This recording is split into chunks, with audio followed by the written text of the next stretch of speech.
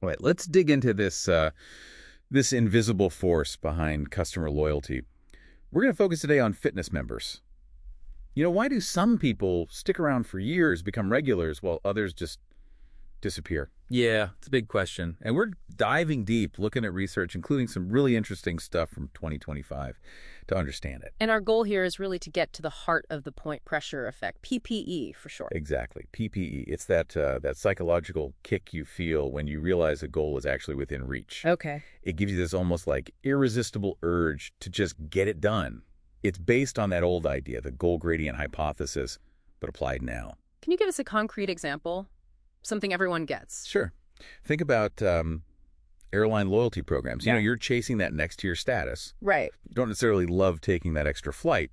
You do it because you're so close. You've already put in the miles, the time. Ah, okay. So it's the nearness that matters, not just the prize itself. Precisely.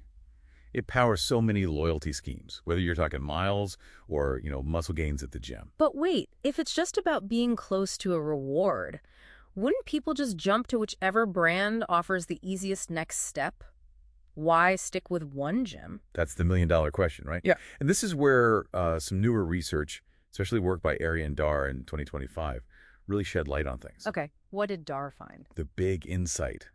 People aren't fundamentally loyal to the brand. They're loyal to their own progress. Interesting. Loyal to themselves, essentially. Yeah. The closer you get to hitting some kind of marker, some goal you've set, the more meaningful each little step feels. It becomes personal. So the investment factor, it's not about the gym's discount. It's about what? Not wanting to waste your own effort. Exactly that. It's the sunk cost, but in a good way. People keep training because stopping would feel like throwing away all the time. The sweat, the effort they've already poured into becoming healthier, stronger, whatever their goal is. Right. So quitting suddenly feels more costly than just showing up one more time. The psychological cost, yeah. It gets really high.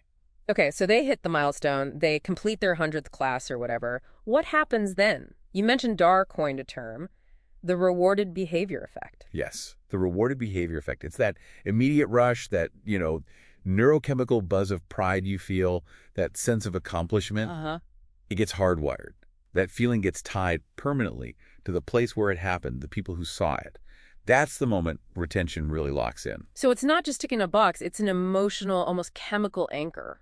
Absolutely. And crucially, when that validation feels genuine, it triggers something deeper, an identity shift. An identity shift? How so? Well, they stop seeing themselves as someone trying to be fit or someone who should go to the gym. Yeah. They start seeing themselves as someone who just is fit, someone who goes. It becomes part of who they are. Exactly. They internalize it. I'm a runner. I'm someone who works out consistently.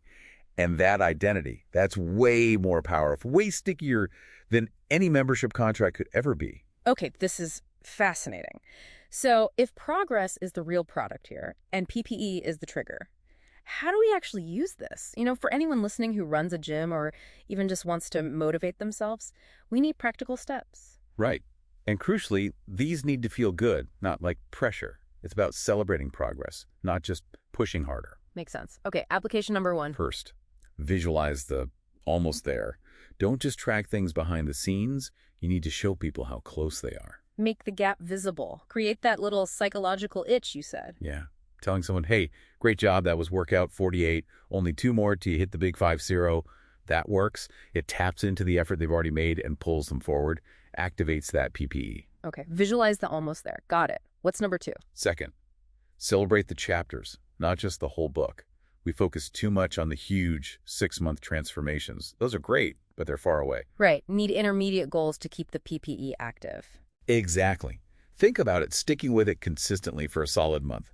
Sometimes that's way harder and honestly more impressive than hitting one new personal record. Good point. So acknowledge the grind, the habit formation. Yes. Validate that. Reinforce the identity they're building long before the final goal. Makes sense.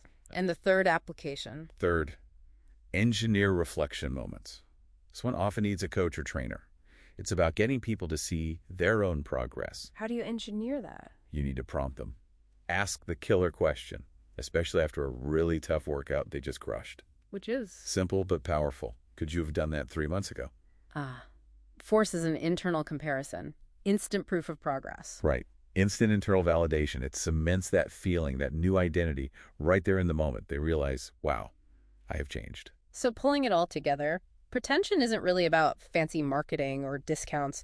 It's about designing an experience around this point pressure effect. It's about making sure effort gets seen, identity gets affirmed, and progress feels undeniable. You make their own journey the reward. Exactly. And the PPE, fundamentally, it just reminds people they can finish hard things. They can follow through. And maybe the biggest reason they stay is, well, leaving would mean giving up on this success story they've finally started writing for themselves. Precisely. Leaving breaks the narrative they're actually proud of living. Wow. Something powerful to think about as you tackle your own goals.